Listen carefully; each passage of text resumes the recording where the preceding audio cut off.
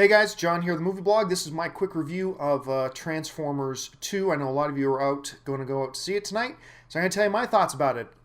It's no secret around the Movie Blog that I freaking love the Transformers. I love the Transformers. It is, besides the Star Wars prequels, it is the single most anticipated movie of my life when the first Transformers movie was coming out. And I loved the first Transformers movie. I've never denied the weaknesses of the film, but I've also never hid the fact that I absolutely loved the first Transformers. It was everything a big summer blockbuster should be. So obviously, I've very much been looking forward to Transformers 2, the follow-up, the sequel, and I went to go see it.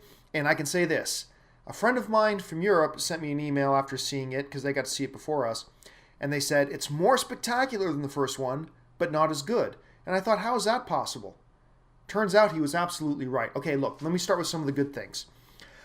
Everything the Transformers fans wanted from the first one, they got in the second one. They wanted more screen time for the Autobots and Decepticons. This movie delivers that. A lot more screen time for the Autobots and Decepticons, including more dialogue between the Transformers. Especially, there's a really good key scene between Megatron and Starscream, have this little squabbling conversation that we were all wanting to see in the first one. They absolutely did that. The action is bigger and more intense and insane than the first one. You see a clip, a brief shot of it in the trailer. There's a great fight scene between Optimus Prime and 3 Decepticons in the forest. I mean, but that's just one of... There are some big, grand, awesome action sequences and some very, very cool stuff. The effects are even better than they were in the first one. I didn't know how the second Transformers was going to possibly top the first one as far as pure beauty of the visual effects and making everything look so real. But Transformers 2... figured out a way to do it. I mean, it's so awe-inspiring to look at. It's just gorgeous.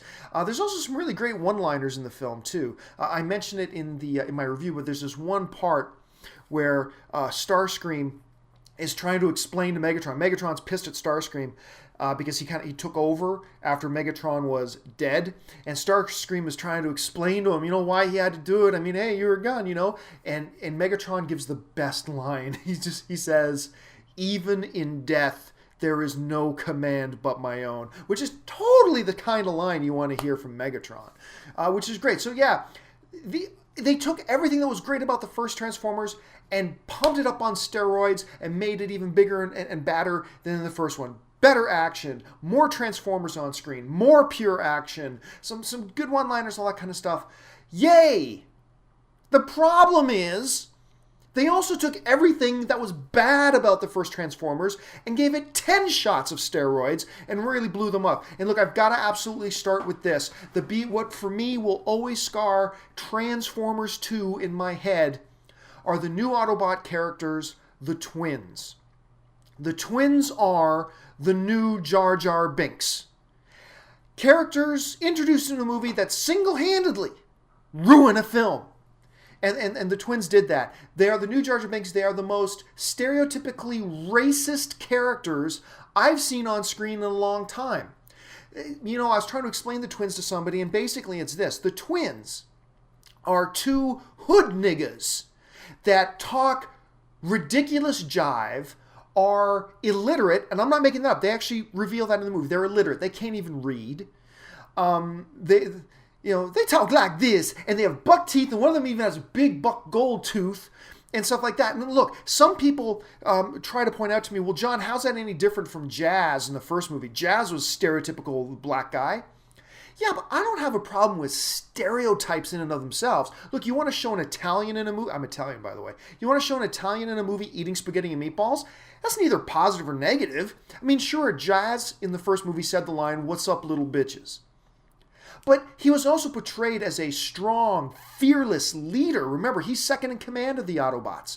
There was nothing negative about Jazz. The twins, on the other hand, is everything negative. I mean, stupid, illiterate, jive. I mean, it takes a lot to offend me. It takes a lot to offend me. I was offended. But even beyond just being offensive, they were stupid and annoying as hell. And I'd have to I'm going to go see it again. I'm going to take a watch with me, maybe my iPhone, use the timer in my iPhone, to figure out how much screen time, but I'm pretty positive that the twins have more screen time than either Megatron or Optimus Prime in this movie. And they are horrible. Horrible. Another little character we see in clips, Wheelie, is almost as annoying as the twins. Wheelie is a little Decepticon who, for some unknown reason, doesn't really say why, he just decides to become an Autobot halfway through the movie. I'm not really sure how that works. Megan Fox is one of the worst actresses on the planet, and we get to see more of that in the movie, that she's really, really horrible. The John Turturro character, who was the Sector 7 agent from the first film, I actually liked him in the first film. I thought he was like, a really cool character with some pretty zany quirks about him. But they took that into the second movie and just made him a Yosemite Sam cartoon character that was just flat out ridiculous. The dialogue is worse in this movie than it was in the first one. So basically, look, overall, I'm going to say this. Overall, Transformers 2 takes everything about the first movie that was good, makes it better, takes everything that was bad about the first movie, and makes it 10 times worse. And big action, you should still see it because it's the consummate summer blockbuster movie for the effects and the action, and I'm absolutely recommending you see it, if for no other reason than for those things alone. But be warned, it's nowhere near as good as the first Transformers. There are a lot of big weaknesses, and I'm not even positive that I liked this movie. I got to see it again, and I'm going to try to get over my disappointment of these horrible, horrible Jar Jar Binks characters, the twins. Whoever thought that these guys were a good idea should be fired immediately. I don't care if it was Bay. I don't care if it was Orky and the writers. I don't care if it was an exec at Paramount. Somebody's got to get fired for this shit because they were awful. And I give this movie a 5 out of 10. I give Transformers a 5 out of 10. I easily would have given it a 7, 7.5 if it just wasn't for these two freaking characters, the twins, the new Jar Jar Binks. Anyway, that's my quick rundown for Transformers 2. You can read more in the written review above. For the movie blog, I'm John Campea.